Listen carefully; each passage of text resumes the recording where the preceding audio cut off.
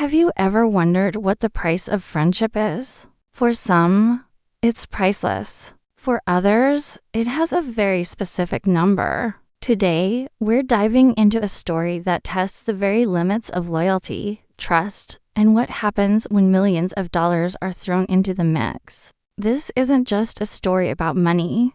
It's about two best friends, a life-changing lottery ticket, and a betrayal that made headlines. Let's set the scene. Imagine two friends. Let's call them Anna and Sarah. They'd known each other for years, working side by side at a local diner. They shared everything: their hopes, their dreams, their struggles. Like many coworkers, they had a little ritual. Every week, they'd pool their money to buy a lottery ticket. It was a fun little what-if game, a shared dream of escaping the daily grind. They made a pact, a simple verbal agreement. If they ever won, they'd split the prize, 50-50. It was a promise built on years of friendship and trust. For a long time, nothing came of it. Ticket after ticket ended up in the trash. It was just a harmless bit of fun. Until one day, the impossible happened. One of their tickets hit the jackpot.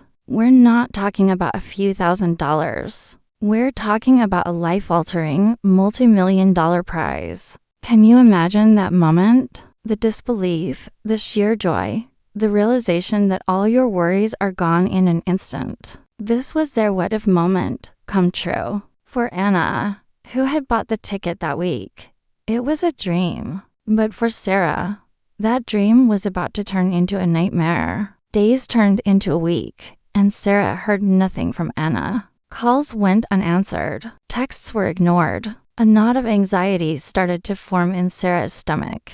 This wasn't like Anna. They were best friends. Then, the news broke. A local woman had come forward to claim the massive lottery prize. When Sarah saw the picture in the newspaper, her heart sank. It was Anna, smiling from ear to ear, holding a giant check. And she had claimed the entire prize for herself. The 50-50 pact, the years of friendship. It seemed they had all been forgotten. When Sarah finally managed to confront Anna, the response was cold and clinical. Anna claimed the winning ticket was one she had bought separately, with her own money, not from their shared pool. She argued their verbal agreement didn't apply to this specific ticket. The friendship was officially over, replaced by a wall of lawyers and legal jargon. Sarah was devastated. It wasn't just about the money anymore. It was the ultimate betrayal by the one person she trusted most in the world. She felt foolish, naive, and heartbroken. But Sarah wasn't going to give up. Her friends and family rallied around her, urging her to fight for what was rightfully hers. This is where things get really interesting. How do you prove a verbal agreement? It was her word against Anna's. The case was headed for court, and it was going to be a messy, public battle. The media picked up the story, and suddenly, everyone had an opinion. Was Sarah a gold digger trying to cash in on her friend's luck? Or was Anna a greedy traitor who had sacrificed loyalty for money? The legal battle became a deep dive into the nature of their friendship. Lawyers brought in other coworkers from the diner. They testified about the long-standing tradition of pooling money for lottery tickets. They shared stories of Anna and Sarah always talking about what they'd do when they won big together. Every detail of their friendship was dissected in a courtroom. Phone records were pulled, showing Sarah's desperate attempts to contact Anna after the win. The defense, Anna's team, painted a picture of a casual arrangement, not a binding contract. They argued that verbal promises made in jest shouldn't be taken seriously. The emotional toll on Sarah was immense. She had to sit in court and listen to the person she once considered a sister deny the very foundation of their relationship. She was portrayed as greedy and opportunistic. It's a classic he said, she said scenario, but with millions of dollars hanging in the balance. The core of the case rested on a simple but profound question.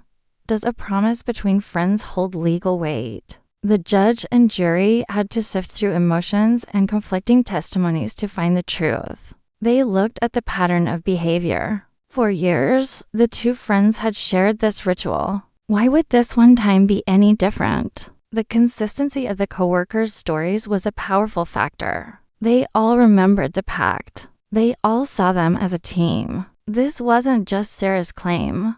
It was a shared understanding within their social circle. The weight of this community testimony started to tip the scales. After a long and grueling trial, the verdict came in. The court sided with Sarah. The judge ruled that their consistent history of buying tickets together and their verbal agreement constituted an enforceable contract. The law, in this case, recognized the power of their promise. Anna was ordered to give Sarah her 50% share of the winnings. It was a stunning victory for Sarah, a validation of the truth she had held onto. Justice, it seemed, had been served. But here's the thing. Is this really a happy ending? Sarah won the money, yes. She received her millions. But she lost her best friend. The trust was shattered beyond repair. The legal battle left deep scars. She would never be able to look at Anna the same way again. The friendship they had built over years was destroyed in a matter of weeks. It makes you wonder, was it worth it? Anna, on the other hand, lost not only half the money, but also her reputation and her friend. She was publicly branded as deceitful. Even with millions left in her bank account, she would carry the weight of that betrayal. She got the money, but at what cost? She traded an invaluable relationship for a number, and in the end, she didn't even get to keep the full amount. This story is a powerful cautionary tale. It highlights the importance of putting important agreements in writing, even with the people we trust the most. A simple, signed piece of paper could have prevented all of this heartbreak and legal drama. When large sums of money are involved, human nature can be unpredictable. Greed is a powerful motivator, and it can make people do things they never thought they were capable of. It forces us to ask ourselves some tough questions.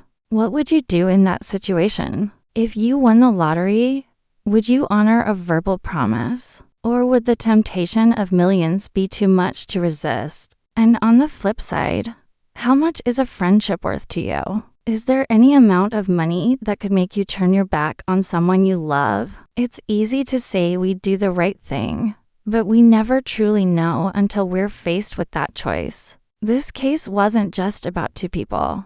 It reflects a broader truth about human relationships and the corrupting influence of sudden wealth. It shows that sometimes the highest price we pay isn't in dollars, but in the loss of trust, loyalty, and love. Sarah got her money, but the victory was bittersweet. She won the battle in court, but in the war for her friendship, everyone lost. What do you think about this story? Who do you sympathize with more? Or do you think they were both in the wrong somehow? Let me know your thoughts down in the comments. It's a fascinating ethical dilemma. Thanks for watching, and if you found this story as compelling as I did, make sure to like, subscribe, and hit that notification bell for more deep dives into incredible true stories. See you next time.